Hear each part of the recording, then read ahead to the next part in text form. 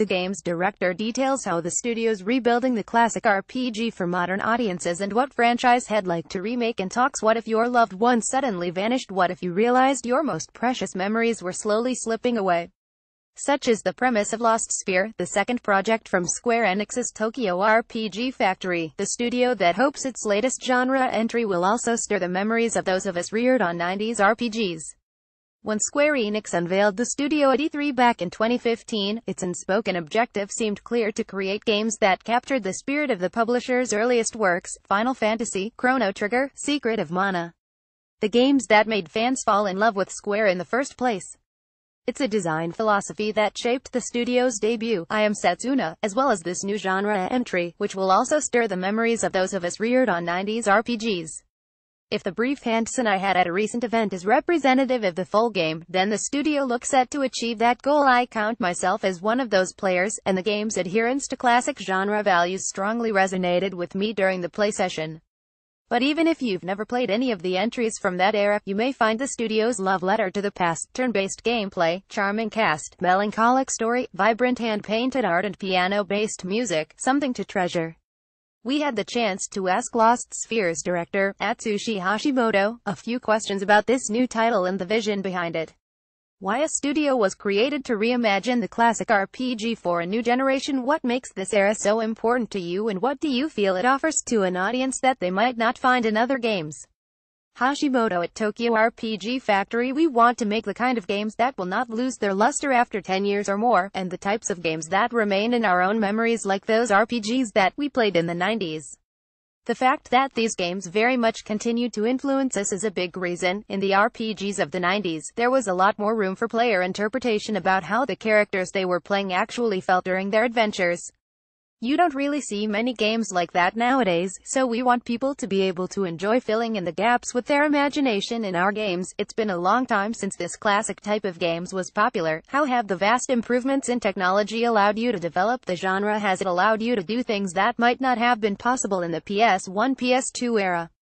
Hashimoto: thanks to the advances in technology, we were able to realize the unique graphical depictions in all the games' detailed backgrounds, with their special hand-drawn feel.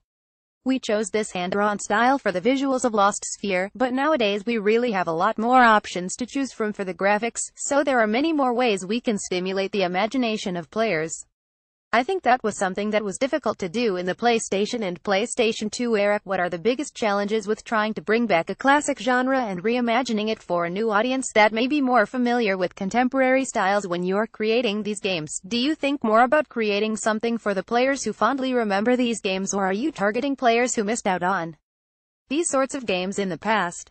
Hashimoto: we try to be aware of what the older players who played all those classic RPGs back in the 90s are after, while at the same time also want younger players to play our games too, so it takes quite a while to find that perfect sweet spot.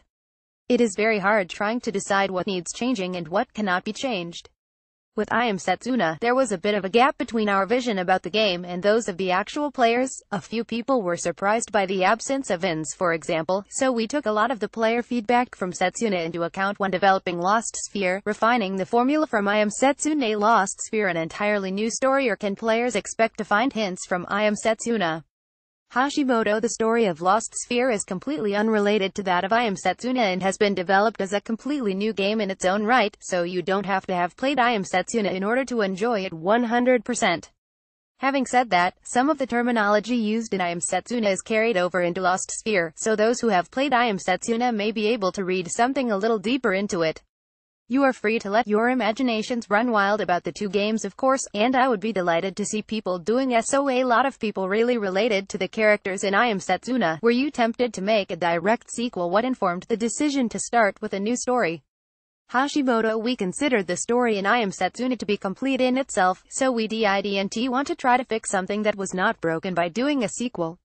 Accordingly, we decided from the first planning stages to carry over some of the same concepts from Setsuna while developing a completely new RPG in its own right. Lost Sphear's battle system and soundtrack: can you tell us a little bit about how Lost Sphear's battle system differs from the one in I Am Setsuna? What was the gameplay focus when creating Lost Sphear? Hashimoto: the easiest change to understand is how you can now move about freely during battle.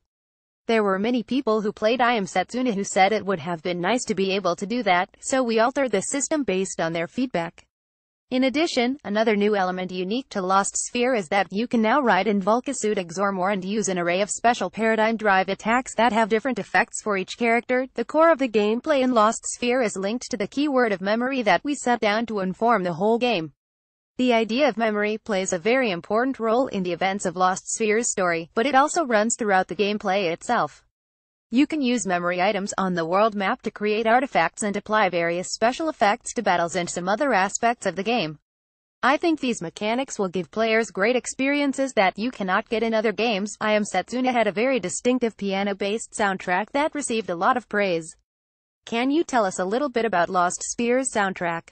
Hashimoto: The music for I Am Setsuna was very well received, so we decided right from the start that we would go for largely piano-based music for Lost Sphere as well. However, Lost Sphere has a lot more variation in the field locations you can visit in comparison with I Am Setsuna, so we eventually settled on a concept of having each track done with a piano and one other instrument for each piece. In this way we managed to carry over what made Setsuna's music so good, while also taking on the challenge of creating something new as well. What's the one thing you'd really like to achieve with Lost Sphere that you didn't get a chance to do in I Am Setsuna? Hashimoto: It is something quite small, but I would have to say including inns. It was not just that, of course, and with I Am Setsuna we set the level of civilization and technological development pretty low and made it so that there were very few fellow travelers in that world. This led us to not include a number of features that are very standard in most RPGs. With Lost Sphere, we put many of those classic must-have RPG elements back and hope to see knowing smiles from the people who played the RPGs of the 90s. The last question: if you had a chance to remake or create a new chapter for one classic franchise, which would it be? Hashimoto: The Final Fantasy, Dragon Quest and Saga series that have all had a huge influence on me are all still going, so if you exclude those then it becomes a very difficult question indeed, but I would probably have to say Xenogears.